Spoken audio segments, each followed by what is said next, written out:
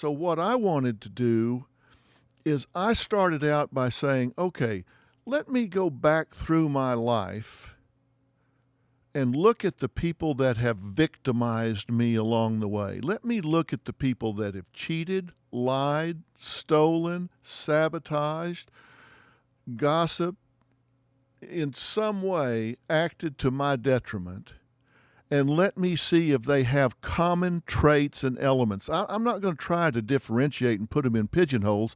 What do they all have in common, if anything? And I was really, I have to say, I was a little surprised at how much they had in common. First off, there were more than I realized. And, maybe some people have me on their baiter list. I don't know. But I made a list of baiters. And I was surprised how many had been in my life, in my profession, how many had been in my personal life, how many were in my family. But I wrote them down, and then I started saying, okay, what was the characteristic that defined this person?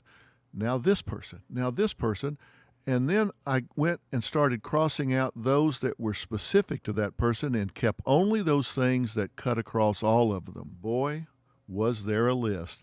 And it's what made up baiters. They were all backstabbers. None of them had the guts. None of them had the courage, the spine to come at you head on. They were all backstabbers. They would sneak around and come at you when you weren't looking. And all of them were abusers. You give them an inch, they would take a mile. You trust them a little bit, they would exploit that. You give them a little bit of access to your life, they would just really get inside and just take advantage of everything you gave them access to. They were all imposters. None of them were who they presented themselves to be. They all had a false presentation. Nobody came as who they really were. They all had this facade that they put out, pretending to be somebody they weren't.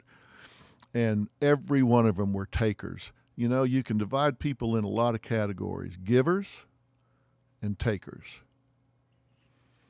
And every one of these people was a taker. When you looked at the pattern of your relationship with them across 1 year, 2 years, 5 years, they were takers. They were always taking, and never giving anything back. And they were all exploiters. No matter what situation you put them in, they always found a way to make it benefit themselves. Didn't matter what the cost was to you, they would cause you to lose $10,000 to make $500 for themselves. They would cause you to lose a job to put themselves in a good light with somebody they thought that could maybe help them down the line. And they were all reckless.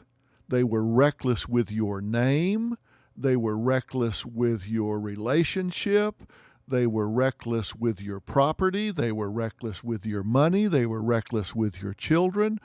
They were reckless with your relationship. It didn't matter. They were just reckless with anything that had to do with you. Now, think about that. What people do you have in your life that fit into that category?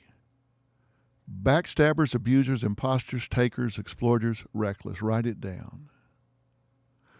These are people for whom the means are justified by the end.